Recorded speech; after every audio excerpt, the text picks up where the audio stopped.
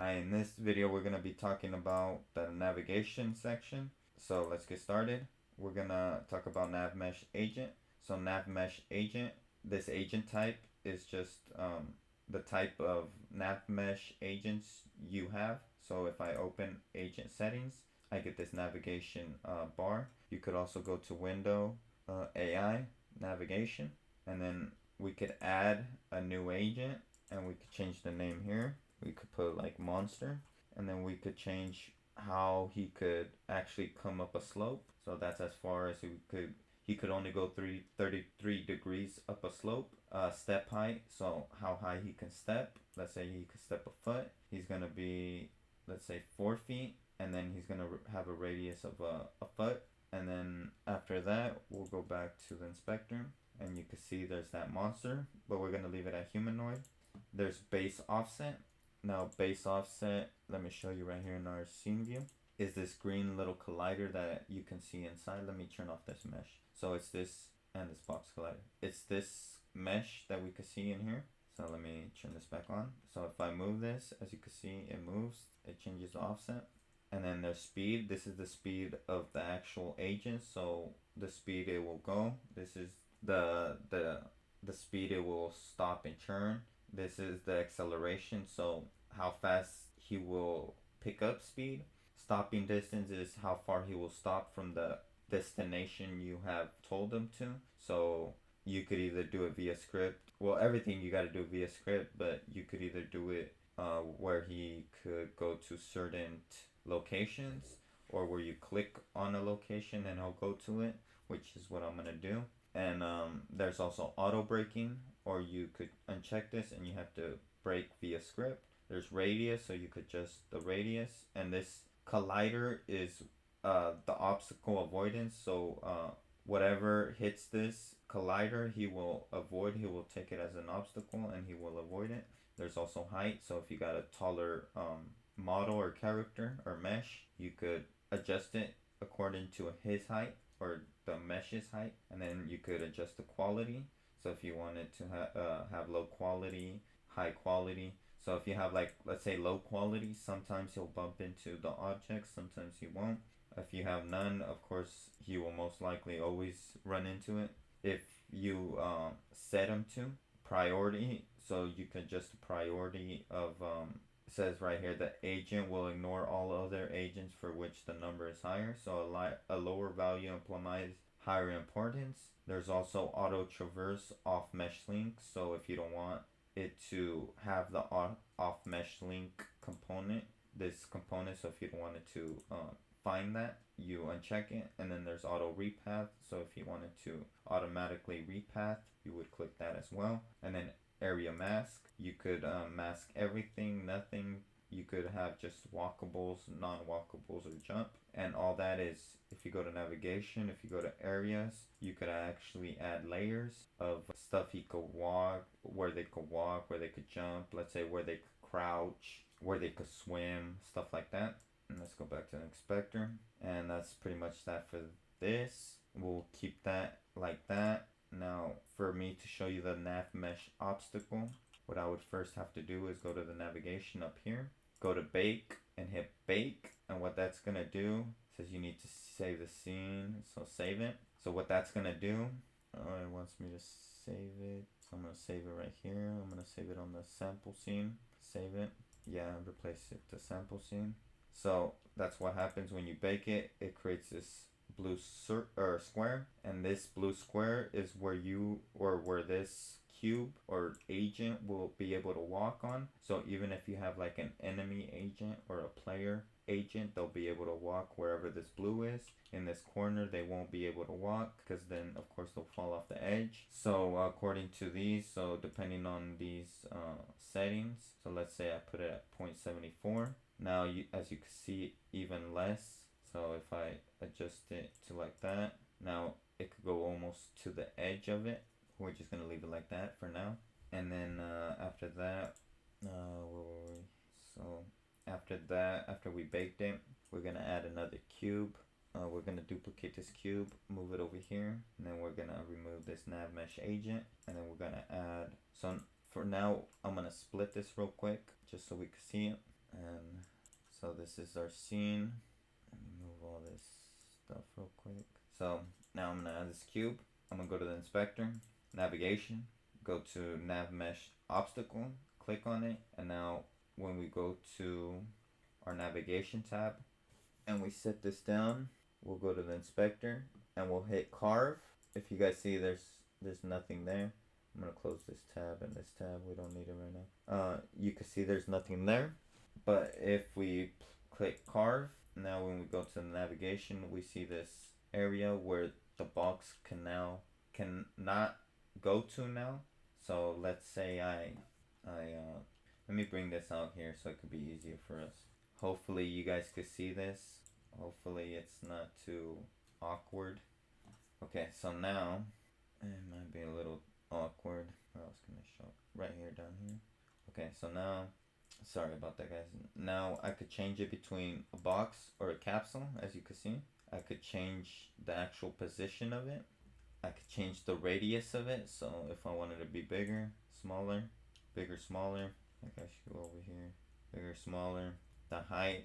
So if I want to change the height of it, of the actual obstacle. If I want to change the threshold or the time that it's stationary, and then if I want to carve it only as stationary or not. So yeah, I'm not sure about these, but yeah, you could just mess around with all these settings. You could change the box size. You could even change where it's at, so you can move it around. That's pretty much that for the obstacle. I'm gonna leave it, I'm gonna remove it and add it again just to show you that the obstacle works. I'm gonna leave that obstacle here and I'm gonna carve it. I'm just gonna show you guys once we actually do the last one. So for the last one, we're gonna have to copy this terrain. We're gonna move it over. We're gonna leave a gap. We're gonna leave a pretty big gap just so you guys can see it a little better. And then once we add that gap, we're gonna add an empty game object. And on that empty game object, well, actually, we're gonna add a cube so we can see it. We're gonna move that cube over here. And that cube, we're gonna remove this. And we're gonna add the final one, which is the off mesh link. Now with this off mesh link, it asks for a start and an end. So what we're gonna do, we're gonna duplicate this. We're gonna move it over here, and we're gonna remove this component. We only need one of them, and we're gonna move it somewhere over here so the character could reach it, or the cube. We'll move this cube over here, and then what we're gonna do is the start of it is gonna be this cube. So this is where it's gonna start, and the end of it is gonna be this cube. That's where it's gonna end. I could do this. I could have put this just on an empty game object or whatever, but I wanted to actually see it. So I'm gonna take this mesh render off, and I'm gonna take this mesh render off. And as you can see, we have this arrow, and then this is one error that I committed at first to let you guys know. If you see on this one, you can see the circle. Now that's good. That's what you want. On this side, you don't. So what we're gonna have to do is we're gonna have to bring this up until we see the circle, or down depending on what's going on. So up is not working, so we'll go down. That's not working either. Let's see what's going on. Maybe it's too far. Oh, I know what's going on. We're gonna have to bake it again. So for some reason our baking settings, oh, it's over here. Put the baking settings over here again. We'll bake. Now we have those two circles. But what I was trying to say is sometimes it's, say, too high. Now you can't see it. Sometimes it's too low. You can't see it. So just try to keep it where you can see the circle. If not, it won't work. Now I'm going to add this script to my cube. And this script, it's just a quick script that I put together real quick. It's just a move agent script. I'll open it up towards the end if you guys want to check it out. It's kind of small right here, but you guys could kind of see it. Actually, let me do this. So this is the script. So if you guys want to copy it, you guys could go ahead and copy it. Pause the video real quick. You just, use the namespace of Unity Engine AI and Unity Engine, of course. You can name it whatever you want. Then you add a private agent, which is the component that your character has, or my cube for this instance, and then you reference this variable agent and you get the component that's on the cube. Then if I left click the mouse button wherever I left click, the cube, the agent will be set to that destination. So wherever I click, it will go to that point. And yeah, that's pretty much it. So now let me show you it in action. And hopefully the camera's adjusted well where I can see both terrains, and it's not. So let me fix that real quick.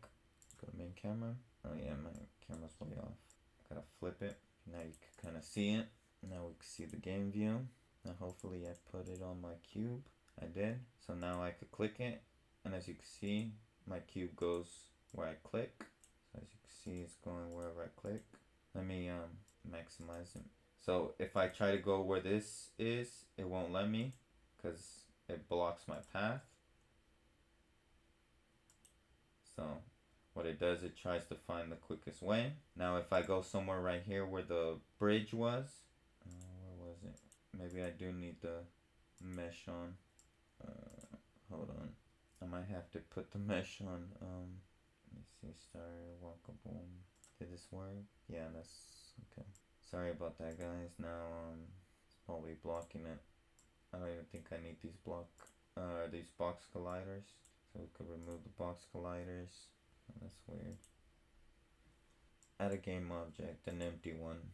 We're gonna add this navigation off mesh link. We're gonna add 2 cubes, 1 on each side. And then we're gonna remove this. We'll remove this. Move this over here. And this game object, we're gonna add this one as the start, this one as the end. Move this over, move this over. Oh, I think this one has the obstacle. Remove the obstacle. So let's hit play, see if this works. And when I click it,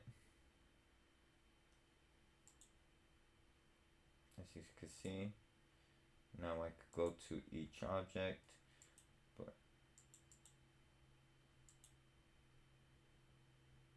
So it acts as a bridge between both of them. As you can see, that would be the jump. And they also got the walk.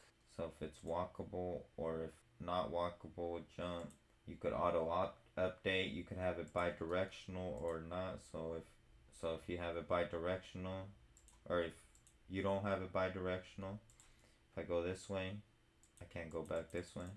So as you can see, I can't go back. And then you could have cost override. So it's just negative value here modifies the cost of the link that is normally given by the navigation area. You can have it activated, or you can have auto update position. And yeah, that's pretty much it for that section of the navigation. If you have any questions, or if you want to know about the navigations, let me know. I will make a video of coding and scripting, or scripting all of this in better detail. I just wanted to mention the components real quick. That way when we do script all these components, if you guys have been watching my videos, all of these components you will know. I don't want to say by heart, but you will already have some familiarity with these, because I've been talking about all of these components. So you'll have some kind of familiarity with all these components, and when we do use them, they won't seem as scary or as taunting.